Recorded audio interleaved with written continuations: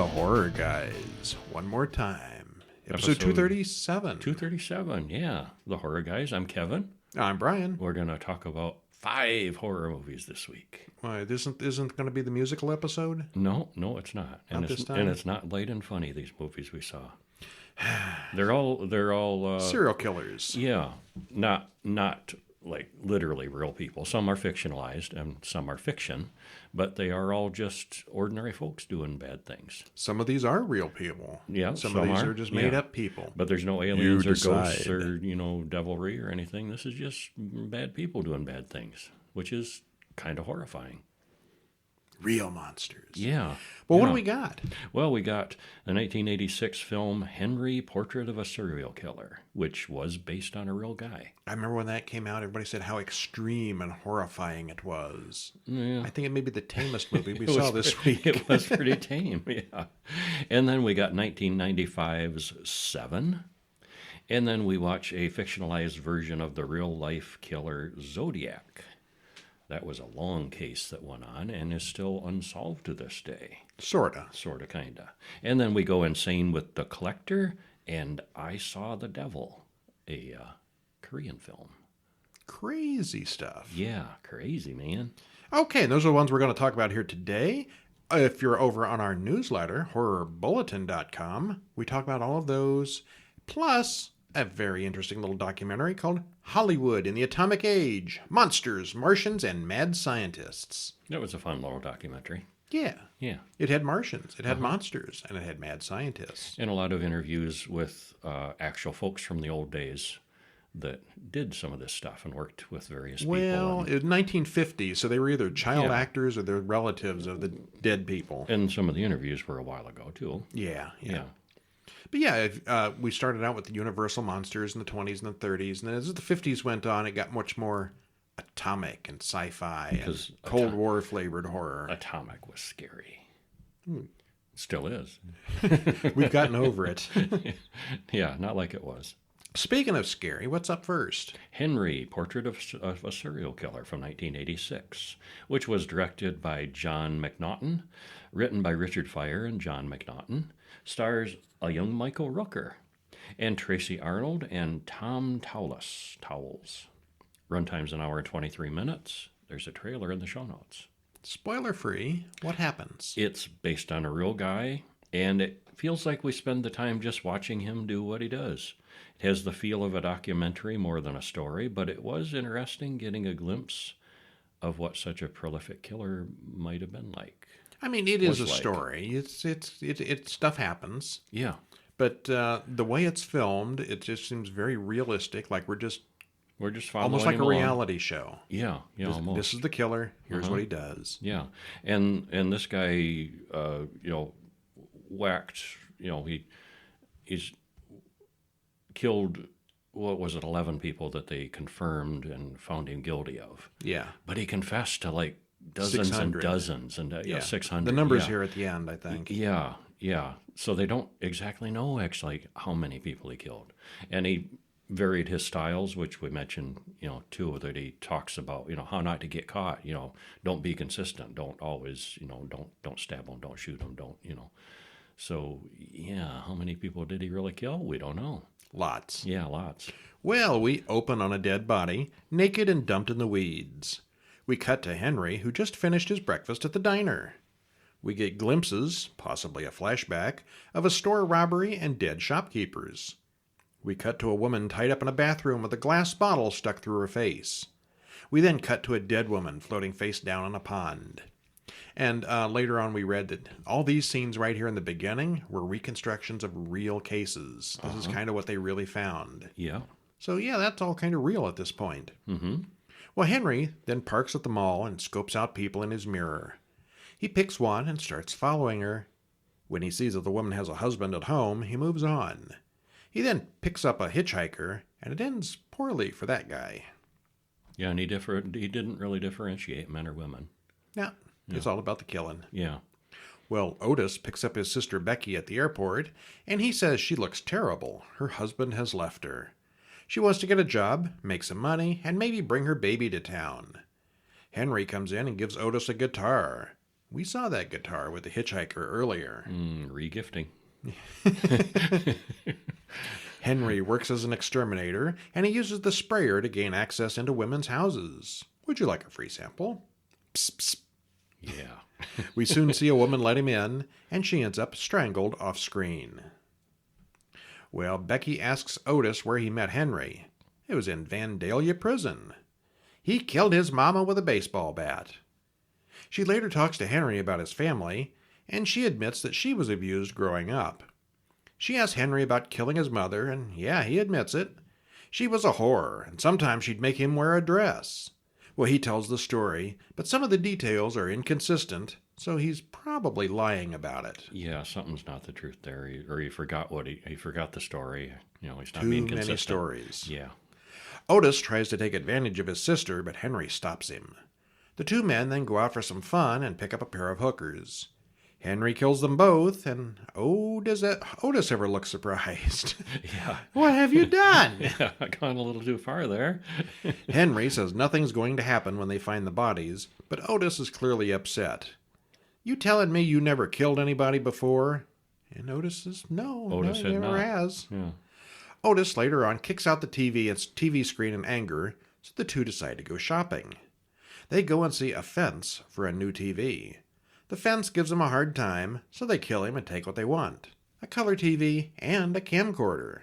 Yeah, and I saw that coming. I mean, the fence is trying to, give him a hard time, and I was thinking, they're just going to kill him and take everything they want. Well, the fences are used to dealing with like low-level thieves and stuff, not necessarily serial killers. Yeah, well, but we knew what these. Well, yeah, guys we were knew like. where it was going. Yeah. Otis and Henry go out again, and this time Henry gives Otis a gun. They flag down a random passing driver, and Otis kills him. Henry asks, "Feel better?" Henry narrates the life of a serial killer as Otis records on the camcorder. He explains the rules about not getting caught. They break into a family home and kill the husband, wife, and son as they record the whole thing. Otis then gets frisky with the dead woman, but Henry gets angry and makes him stop. You can't do that to a dead woman. And this was the mid-'80s, so this whole camera taping thing was a real novelty. Yeah, it was new. Yeah. Otis accidentally breaks the camera and throws it out the car window. And I'm figuring, that tape in there is probably still good. Yeah, that's what I was thinking. There's some some evidence evidence out the there. window. Yeah, if anybody looked at it. But that goes nowhere. Yeah. Becky thinks it's time to go back home to her daughter, and Henry isn't happy to hear it. She invites him to go along, and he says he'll think about it. She takes her shirt off, and Henry doesn't quite know what to do, but then Otis interrupts.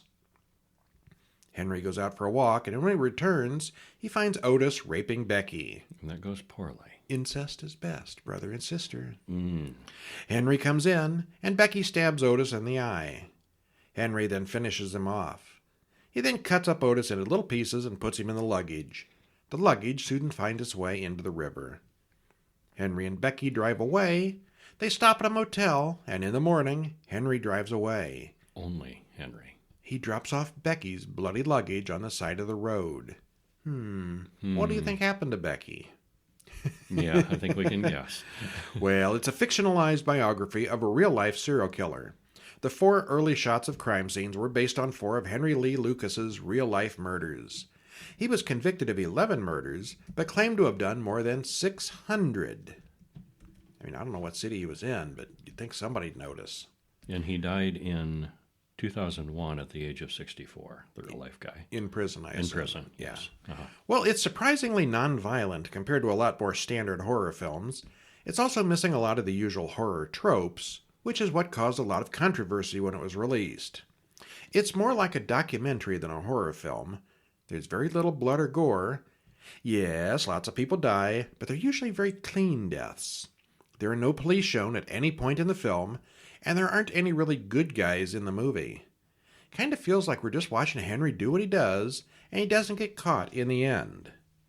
Overall, I did like it. Yeah, I thought it was interesting. Yeah. Yeah, well done. And maybe we'll have another serial killer movie, huh? How about Se7en from 1995? Directed by David Fincher, written by Andrew Kevin Walker, stars Morgan Freeman, Brad Pitt, Gwyneth Paltrow, and are we allowed to say that? We are. And Kevin Spacey. Yeah. 2 hours and 7 minutes, trailer in the show notes. Spoiler free, this is a very dark and atmospheric throughout. The casting is perfect.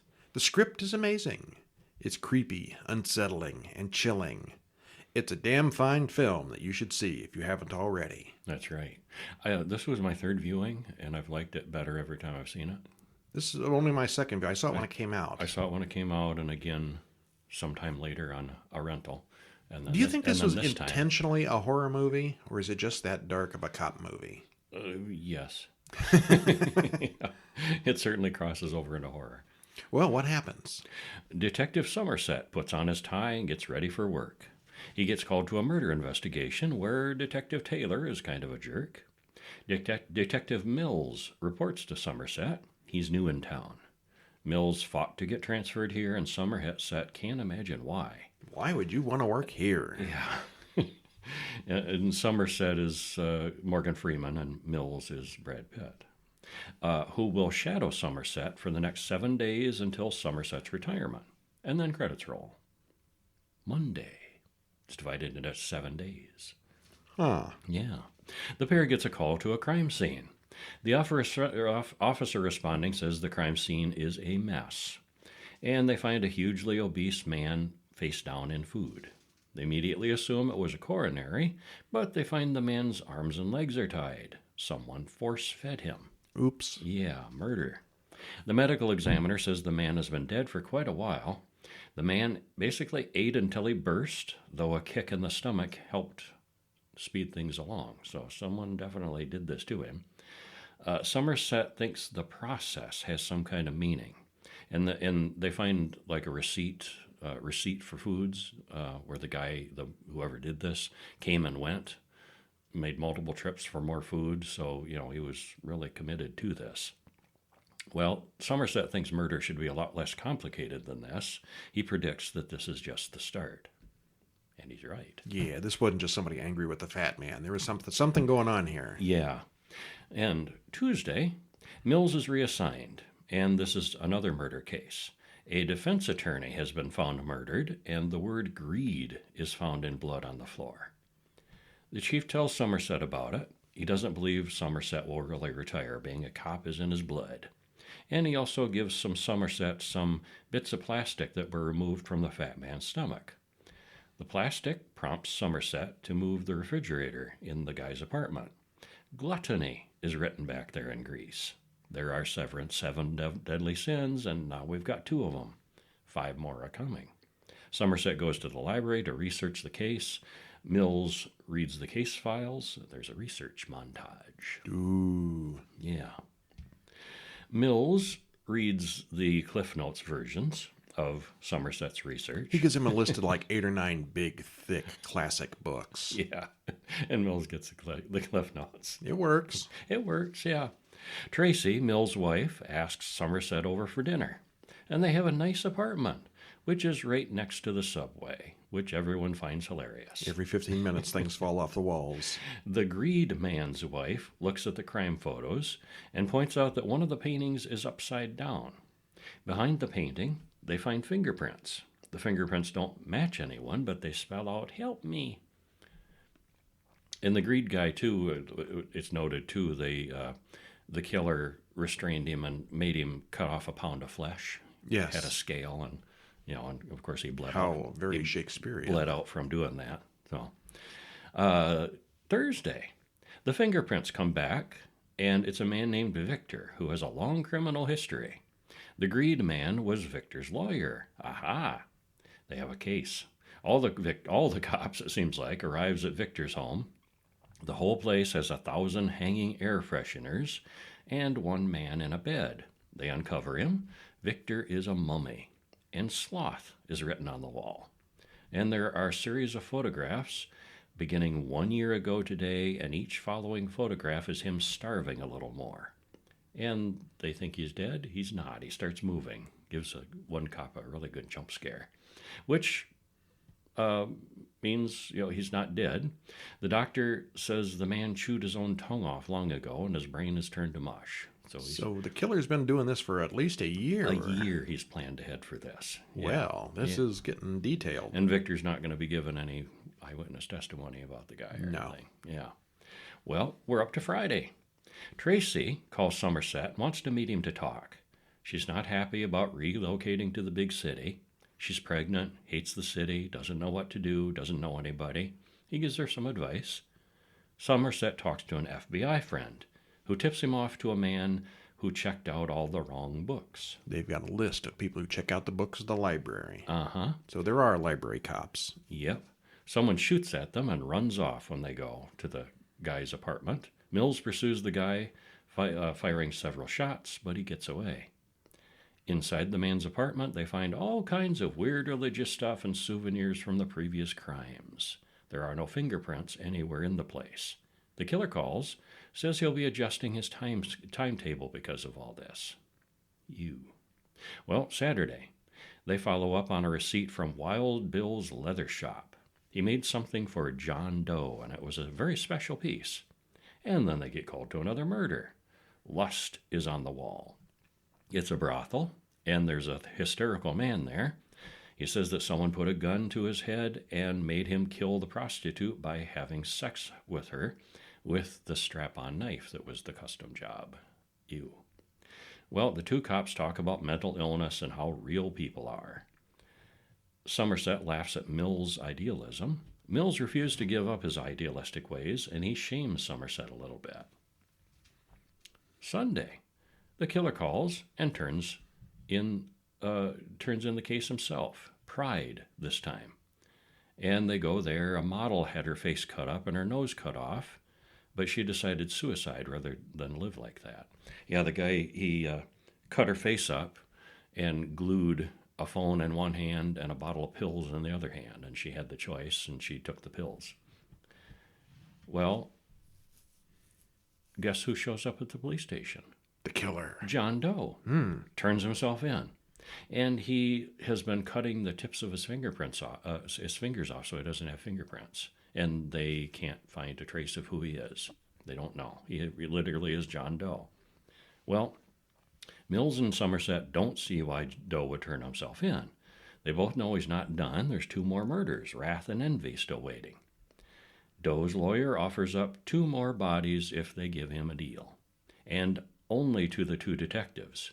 If they don't agree to the deal, he says Doe will plead insanity and probably get off. So Mills and Somerset accept Doe's deal and reveal the last 2 victims personally. He's going to tell them. He's going to show them. Yeah, he's going to literally show them. He says, let's go out. So the 2 cops get wired for sound and escort John Doe to the unknown location of the final 2 bodies. He's just going to give them directions sitting in the backseat of the police car. Well, John Doe talks of it as if his entire plan is a masterpiece of art. I turn the sin against the sinner. He makes quite a speech about how awful the world really is. He says all of them will be remembered for a long time for this, especially if they make a movie. Yeah, they make a movie, yeah. This is not an actual documentary, no. Well, they stop the car out in the desert beneath a bunch of high-voltage wires. The wires are in the way, so the helicopter following overhead cannot land. John Doe really planned this out well. Yes. Yeah. As they walk away from the car in the desert, a delivery truck approaches, and Somerset heads over there in the car to intercept it. He gets the driver out, and this guy just was told to deliver a package to Mills. What? Well, meanwhile, Doe talks to Mills about the life he's made for himself, and he should be proud. I wish I could have lived like you with your pretty wife Tracy. He knows all about Mills and Tracy. And the helicopter people want to call the bomb squad about the package, but Somerset decides to open the box first. What's in the box? What would have happened if they'd have waited for the bomb squad? Yeah, well... They don't. John Doe anticipated that Somerset, he knew these cops, anticipated that Somerset wouldn't wait. Yeah. Well, Doe admits that he went to Mills' apartment and played with Tracy. And then he took her head. That's what's in the box. Because he envied Mills. And so his sin is envy. So Somerset returns to the duo, demands Mills' gun. Mills hasn't quite figured this out yet. But then he does. Doe tells him everything. And that's what Doe says he must die for. and become wrath, David, says Mills. No, says that's a John Doe typo. says that. Yes, yeah. I'm just reading and realizing, no, that's not right. Yeah. John Doe wants him to become wrath. David, if you kill him, you will win, says Somerset. But he's so outraged. He's a wrath. Yeah, he becomes wrath and kills him. Kills John Doe repeatedly. So there's your final two. And there's your final two. Yeah. He coerced Mills into being the killer on Wrath. Yeah. Well, it rains a lot. It's not a happy movie. No, it's not. It rains in every scene, except for the very end of the desert. Mm-hmm. How does it rain so much in a city that's like within 5 minutes from a desert? Well, the whole thing is very slow moving, but the creepy factor builds and builds throughout. It's very atmospheric.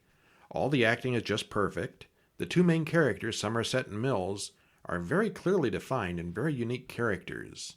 It's a very character-driven story, even though the plot is really strong. Yeah, it's excellent. The ending is super creative, and everything plays right into John Doe's plan. It's perfect. Yeah, yep, I thought so. And then in 2008, they made a movie about Zodiac. Oh, I'm a Capricorn. Oh, I'm a Sagittarius. Not that kind of Zodiac, though. Oh. Yeah. Oh, this is that other Zodiac. Directed by David Fincher. Written by James Vanderbilt and Robert Graysmith. Stars Jake Gyllenhaal, Robert Downey Jr., Mark Ruffalo, Anthony Edwards. And a whole bunch of other familiar faces. Yeah, they got a big cast in this and a long run time at 2 hours and 37 minutes. There's a trailer in the show notes. And, spoiler free, well, the horror from this comes from it being spun from real murders. And it is more of a mystery and a crime drama. Kind of low on the horror, but it simmers throughout it. The movie is long, and the real investigation was much longer, but they kept it interesting throughout. There's a large cast of talented folks, and it was very well directed. Well, this was super well publicized while it was going on, and it scared a whole lot of people. Yeah, so it's kind of a real-life horror movie. Yes. I mean, there's no supernatural or anything like that, but... Because the guy was out there, it's real. They didn't know who he was, and he kept killing. Yeah. Well, we start off on July 4th, 1969 in the suburbs. A young couple goes to the burger place, but it's too crowded. Instead, they go parking. A creepy black car stops behind them and soon drives off. When he comes back, the two kids think they're going to be robbed. Instead, they're both shot full of holes. We don't see who did it. The killer then calls the police and reports the crime himself, as credits roll. 4 weeks later, Robert Graysmith takes his son to school. He's a cartoonist for the Chronicle, and his editor calls his work mostly horrid at the editorial meeting. Then the editor gets a letter from the murderer. The letter writer knows things the police hadn't published, and he's also included a cipher, a big sheet of code, that he wants to be printed in the paper ASAP. Well, Paul Avery is the crime reporter, and he starts verifying the letter. It's all true, so they decide to print the cipher on page 4. Within a few hours, the FBI, CIA, and everyone else is working on decoding that code. Within a few days, someone decodes the message. The man sounds like a lunatic. Then another letter appears, and this time he calls himself the Zodiac. Well, 6 weeks later, another couple's out near the lake, and the Zodiac appears. He's wearing black and has a crosshair symbol on his chest. He makes the girl tie up the man, and then Zodiac ties her up as well.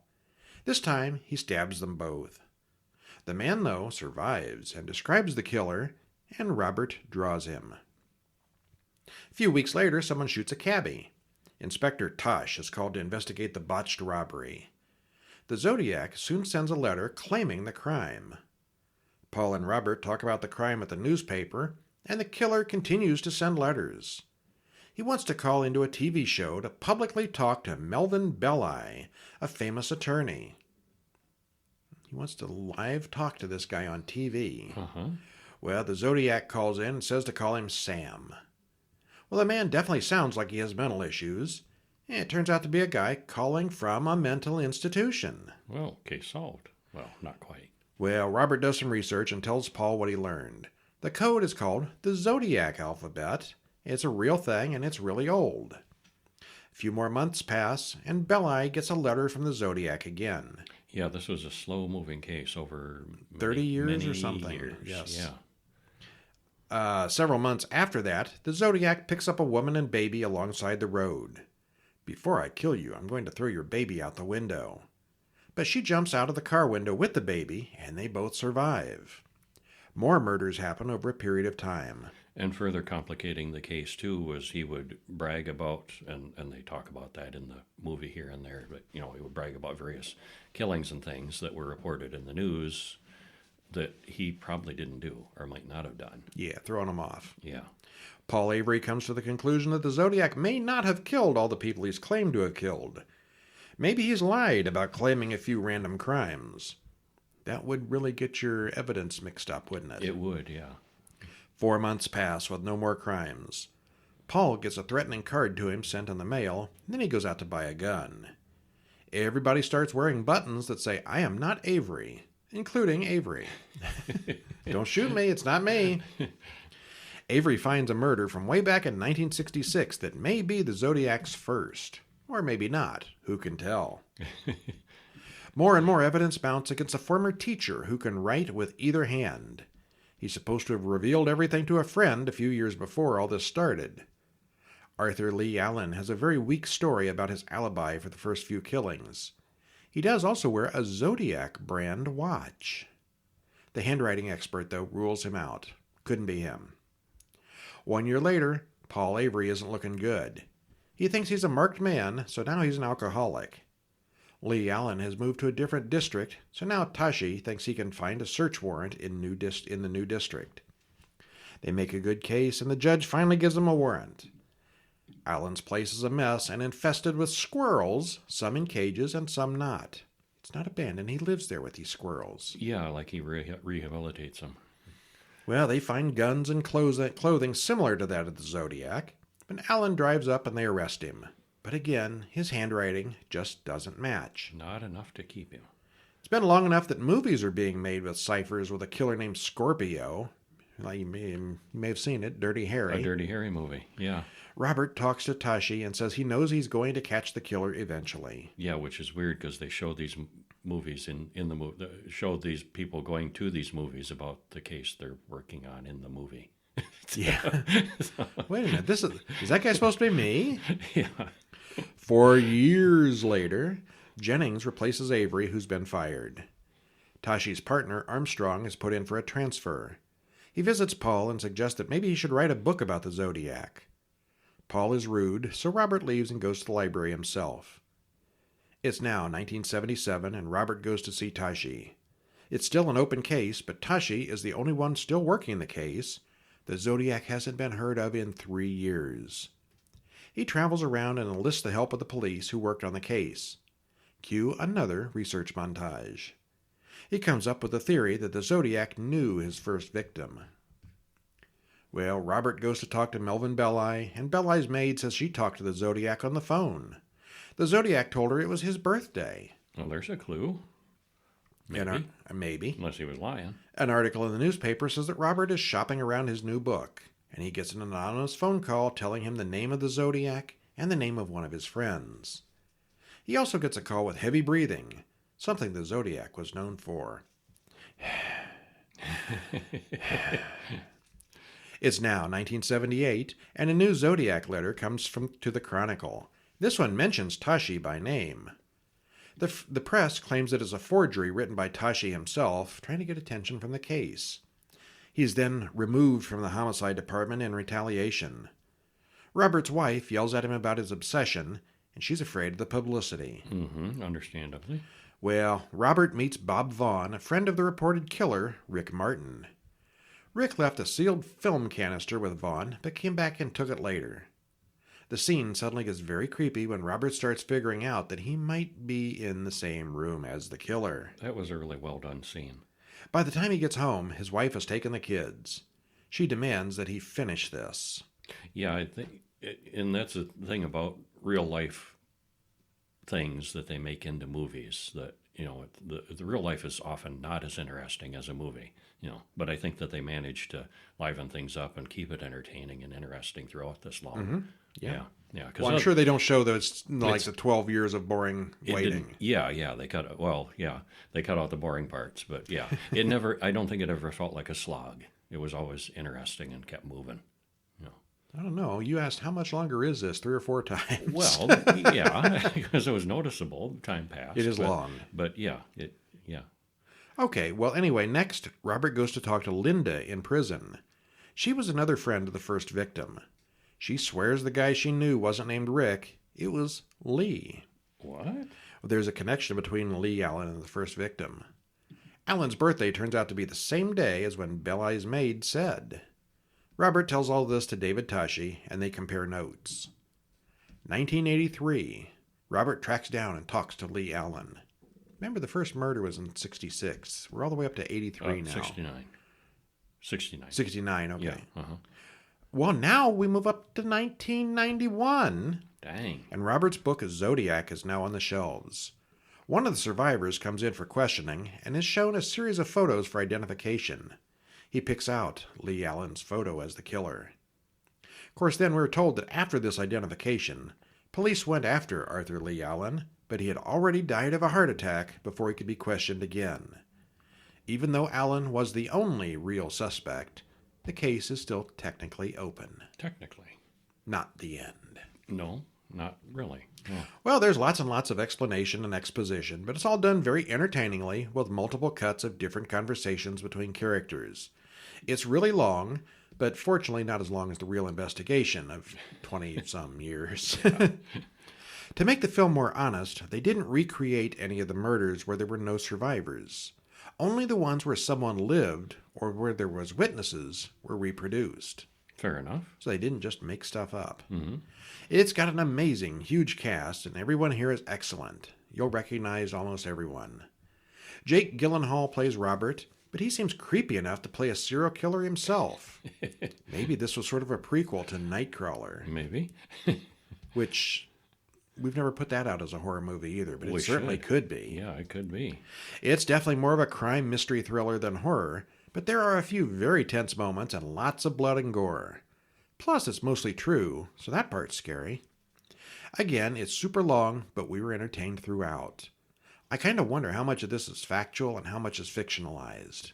Yeah, I assume most of this is pretty fact-based. Yeah, they It always seemed awfully realistic. Spice things up for movies, but There's the bit about his wife leaving and stuff that's probably played up. But Yeah.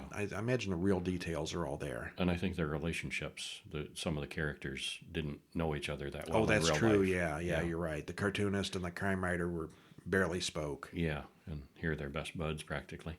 Okay, now for the most realistic film of the week. Oh God, not We had heard so much good stuff about how great The Collector was. The Collector from 2009, Oh, man. Oh, we we- both talked about this for days about how dumb it was. and not in a good way. No.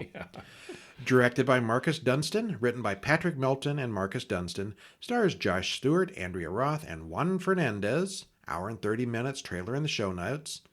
Again, this is 2009's The Collector. Mm-hmm. There is a sequel called The Collected, I believe. Or The Okay. Collection. I don't know. We haven't seen it yet. We should see it. Spoiler free. It's bloody and brutal, but too many elements don't make sense when you ponder them too deeply. Or even just lightly think about it. Uh-huh. Actually, there's a lot of questions you're going to have right during the movie. Yeah.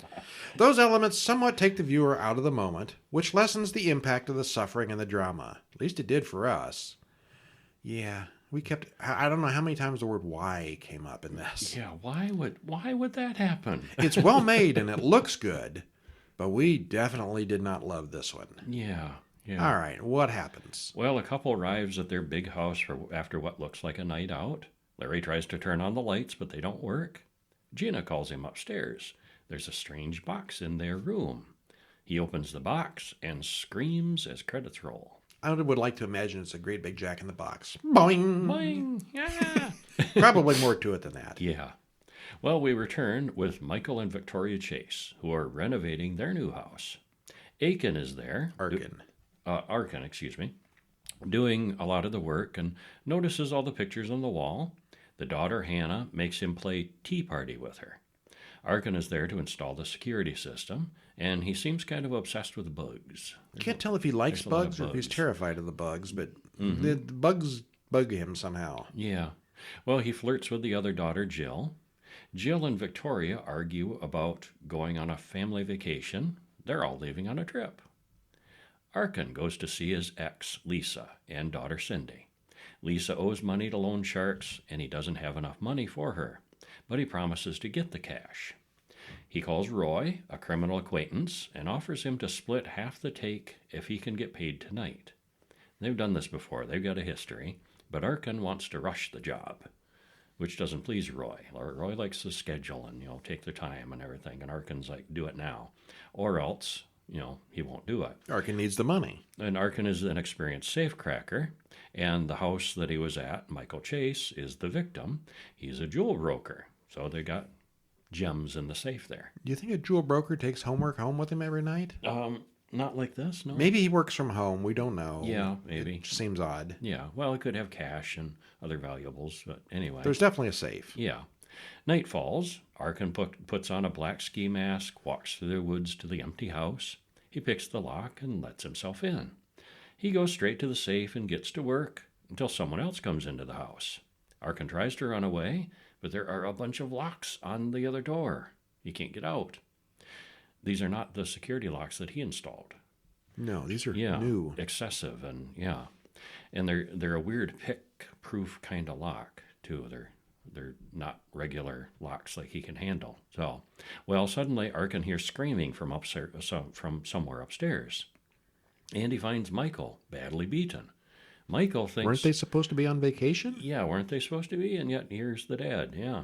Well, Michael thinks Arkin is involved in all this, tries to tell him that he's not, and then Michael sets off some kind of elaborate wire snare trap that drags him through the house and out of sight. Well, Arkin soon runs into a few less than lethal booby traps of his own. There are a ridiculous number of wires and traps all over the place. And as Arkin explores for a way out, we see another man with a mask and a knife following him. That must be the collector. Arkin finds Michael, who tells him Jill left before all this started, but Victoria and Hannah are still in the house somewhere. He does find Victoria, who tells him to get little Hannah out. Arkin has her scream as a diversion so he can get back upstairs. The collector then arrives and threatens to cut her tongue out. Ew. Arkin finds Michael's gun and takes the jewels while he's in the safe. There's no bullets. He also finds a box like the one we saw in the pre-credit sequence. Inside is Larry, also from the pre-credit sequence. Oh, it's a Larry in the box. Uh-huh. He collects people, he says. He only kills people that he doesn't want. He only takes one. Oh, my. Well, Arkin pushes him back in the box and moves on. He goes to look for Vicky, but that doesn't end well for her. Yeah, Larry there, he's all tied up, he's chained Vicky. And stuff, so he can't actually get him loose. Yeah, right. Yeah, it's not like he just, left him, but closed up the box again so the collector doesn't know he was there. Back in the box. Yeah. Well, he goes back for Vicky, but that doesn't end well for her at all. So Arkin looks out the window and he sees that Jill and her boyfriend have returned. They come in, but they're too wound up with each other to notice anything. And the front door is, accessible. Arkin can't get back to the front door because of the traps. That's why he's been stuck in the house like this. But, Jill and the boyfriend come right in the front door. Well, Chad learns how bear traps work. Ooh. And Jill finds a wall of spikes. And this is where I tuned out. Because these traps are so elaborate. Ridiculous. So much structural change the would have to be living done. room is covered in like 70 bear traps. Okay, not 70, but just solid bear traps. For like 10, 12 square feet. I mean, he falls down.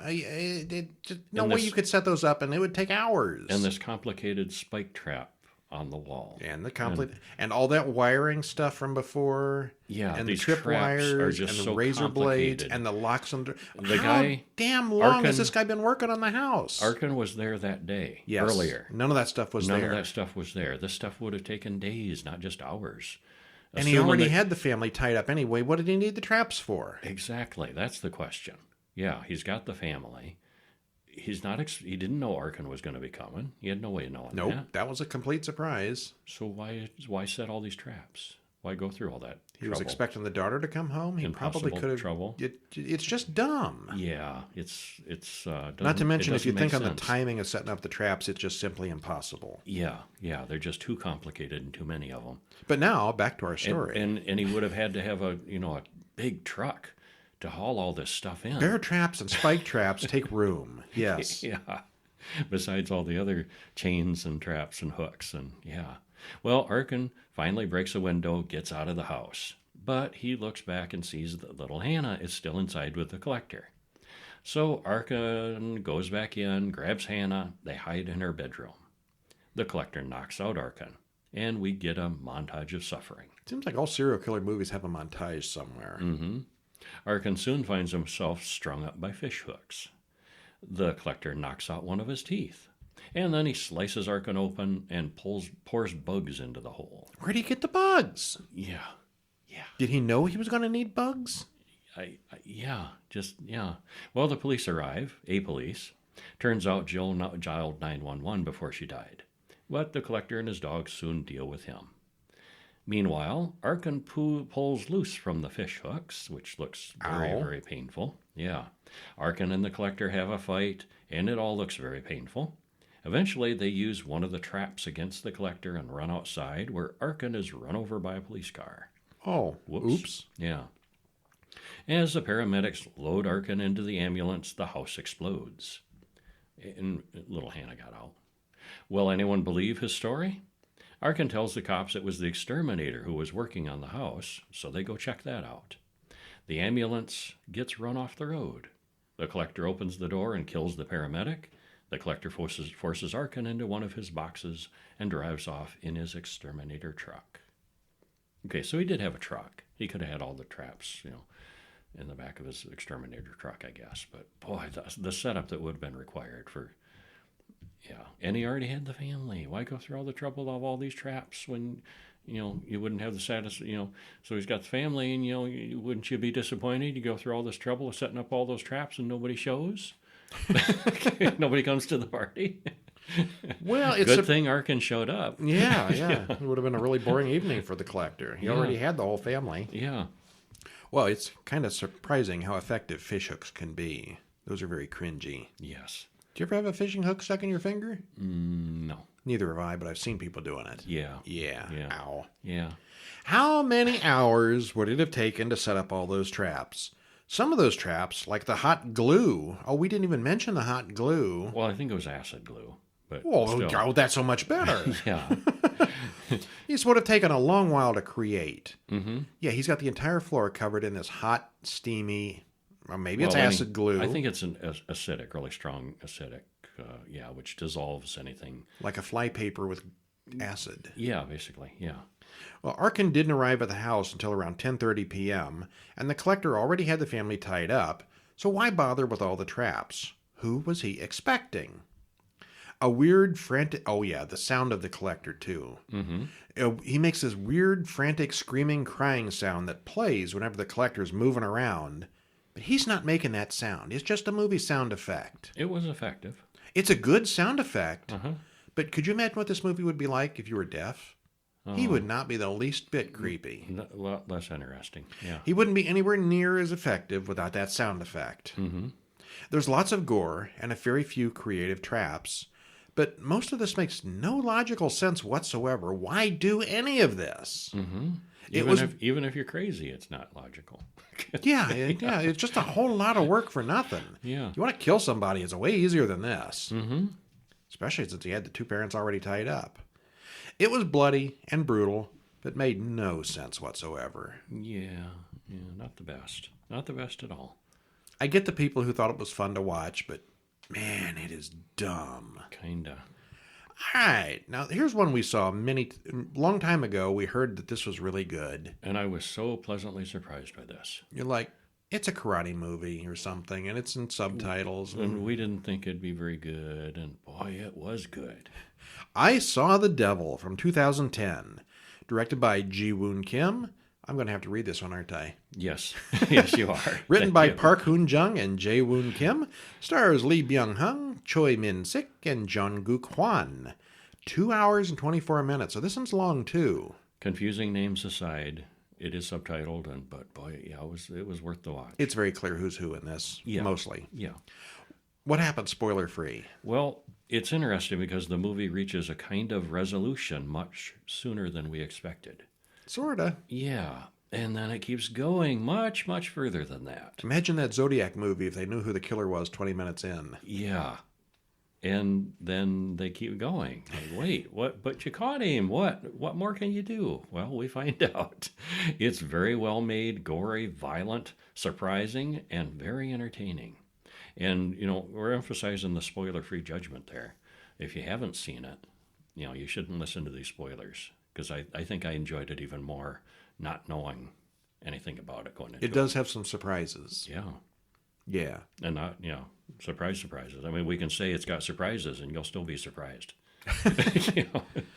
Well, we start with someone driving through the snowy countryside as credits roll. The woman inside phones her boyfriend and says that she visited the orphanage today. Children are so cute.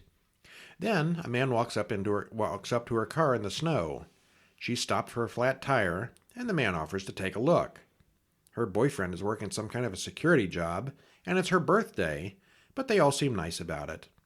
She tells the man outside that she'll just wait for the tow truck. He goes back to his truck but doesn't leave. He then breaks in through the window and beats her with a hammer. He drags her body off through the bloody snow as the credits continue to roll. Mm-hmm. She wakes up later, naked and chained to a pole in a barn. She's not dead. He has a wide selection of knives and comments on how soft her skin is. She begs him not to kill her because she's pregnant. He doesn't care. Soon she's a pile of dismembered parts. He drops her ring and leaves it behind after his cleanup. Yeah, it falls into a drainage grate and he can't really find it. She doesn't try very hard. A little boy finds a shopping bag with an ear in it, and soon there's a massive search. Squad Chief Jang arrives upset. His daughter is the one who's gone missing. Se7en also arrives. He's the boyfriend we saw earlier. The girl's head is found, and things start getting crazy. The next day, Chief Jang and Se7en need to talk. Jang was a police chief for 30 years before retiring. Ju-yeon, the woman, has a big funeral, and Se7en swears, "I will make him pay for your pain." But he says it in Korean. He does. Yeah. He takes a few weeks off work, and Se7en is some kind of secret agent, not just a security guy, and he decides to take care of this himself. Yeah, so imagine you've killed James Bond's girlfriend. Yes. Yeah, you're in trouble. Yeah. Yeah. Se7en narrows things down to 4 suspects. Se7en soon tracks down and mutilates one until he confesses to the plea about kidnapping and killing a girl several months ago, but is not Ju-yeon. He does something similar to the second suspect as well. We cut to another woman, alone at a bus stop. The same work truck pulls up next to her, and the killer from before, Jang Kyung-chol, offers her a ride. He whacks her with an old pipe, and this time he uses a guillotine to behead her in his barn. He's got all the best toys. Mm-hmm. Se7en talks to Kyung-chol's parents, and they think their son is a deadbeat who abandoned them and his own son. He does get an address for the man, though, so Se7en breaks into the man's house and finds purses, shoes, and bras. Looks like he keeps souvenirs. Then the agent finds that barn with a bloody floor and various torture implements. He also finds his fiancée's engagement ring.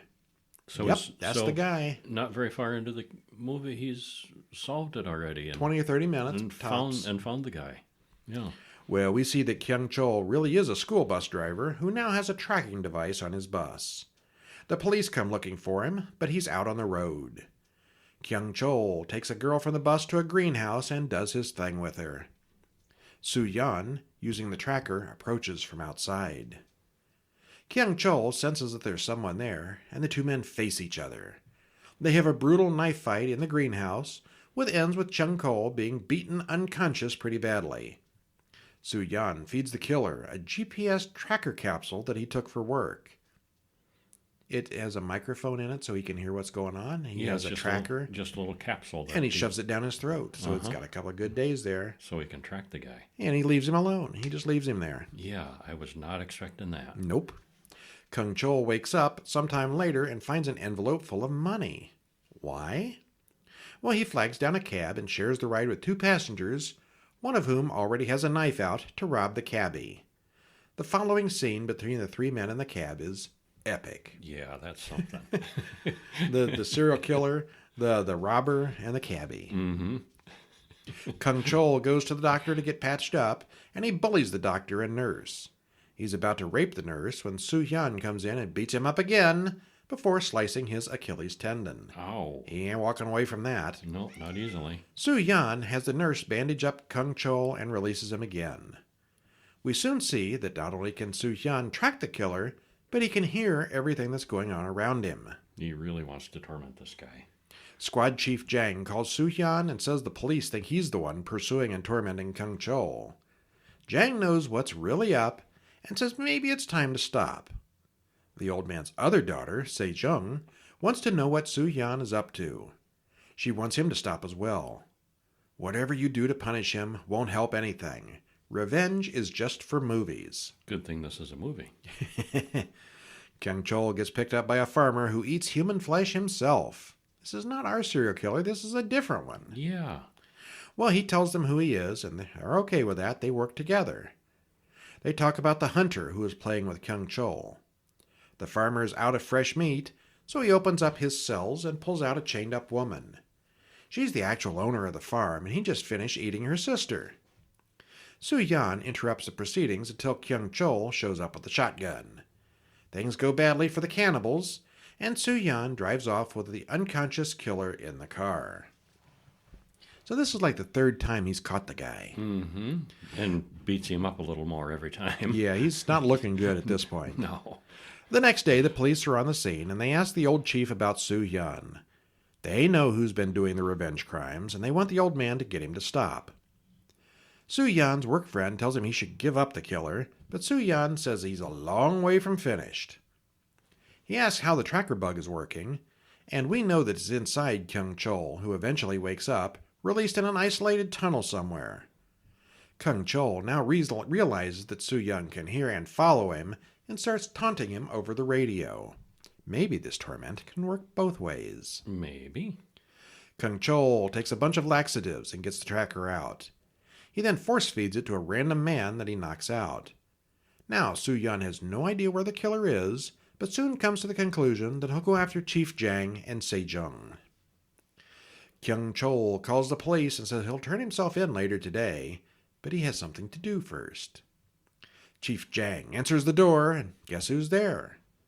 Well, Kung Chol beats up old Jang pretty severely, and then Se7en comes home. He kills her too. Yeah, so the agent screwed up there. Kung Chol calls and sets up a meeting saying he's won. He gets out of the car, covered in blood, and there are about 100 cops watching as he turns himself in. He raises his arms to surrender, but Se7en sweeps in his own car and grabs him first. That might be a little tough to believe there. It was excessive, but entertaining.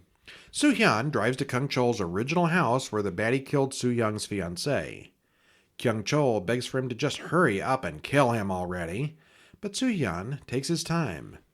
I'll kill you at your most painful moment. Kung Chol isn't going to give him the satisfaction of crying or saying he's afraid, so Se7en then leaves him tied up in the guillotine with the blade connected to the doorknob. Sooner or later, someone's going to open that door. Until then, Kung Chol's going to have to wait. And there's also a trigger stuck in a rope that's in his mouth. He's got to hold it with his teeth. Well, no, what that was it was connected to the doorknob holding the door shut. As long as he kept his grip on that, he could keep the door shut. Oh, that's what that was. Okay. Yeah, and so yeah, his family arrives. Kung Chol's family arrives. Se7en called them and gave him the address. And, she's the family is pulling on the door. And he's inside and holding with his teeth. Yeah, and he can't yell because he's got the thing in his teeth. He can't, and, they're trying, the door's stuck. Well, pull it harder, you hear them saying, And, yeah. Much screaming then ensues. Yeah. Okay, well, I wonder if Se7en plans to go back to work on Monday. Everything's going to be normal? all normal again. He's probably so fired. I don't know. If he's a government secret agent, that could almost be treason or something, maybe. Yeah, misuse of government funds. And yeah. It's got torture, gore, excessive murders, and a lot of suspense. It's all beautifully filmed, even at night, and there's never any doubt as to what's going on or who's who.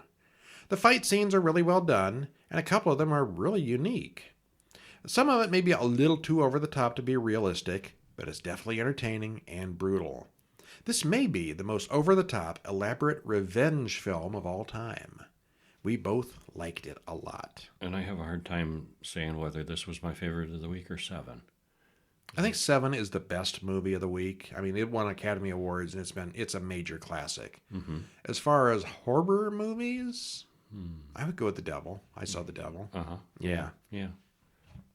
Okay, well, that's all the movies we're going to talk about this week. Remember, over at horrorbulletin.com, we've got all of those, plus Hollywood in the Atomic Age, Monsters, Martians, and Mad Scientists, a documentary from 2021. It's a well put together movie talking about movie history, stories of the people, how things were made, and so forth. Lots of interviews of actors and relatives, trailer clips, and old photos.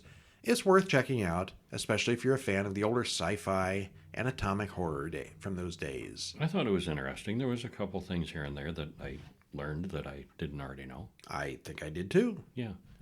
All right, well, that's our show for this week. Stop on over at horrorguys.com for our daily reviews, or sign up at horrorbulletin.com for our free weekly newsletter where you get 6 or 7 reviews every week. Horror Guys Shop. Yeah, that's kind of the important one there with all the books. Check out our books. There's lots to choose Buy from. 20 or 30 of them. Yeah, for all your friends. We've got, I don't remember, 6 or 8 Horror Guys Guides books, things like Vincent Price, Roger Corman, Peter Cushing, Universal Films, Hammer Films. And some short stories, fiction short story collections. Tales to Make You Shiver. Yes, and Tales to Make You Shiver Volume 2. And someday there will be a Volume 3. You keep saying that. I've got it half written. And, of course, every month we compile all our reviews into Horror Bulletin Monthly, and we're up to issue 23 coming up real soon now, probably next week. Cool. And until next week, I'm Brian. And I'm Kevin. Who are we going to be next week? Who are we going to be? We're going to be Until next week, I'm Brian. I'll be Brian next week. Oh, and that's you can cool. be Kevin. Yeah, all right. Yeah. Okay. Got to switch headphones. Yeah. Wow. See Okay, ya. see ya.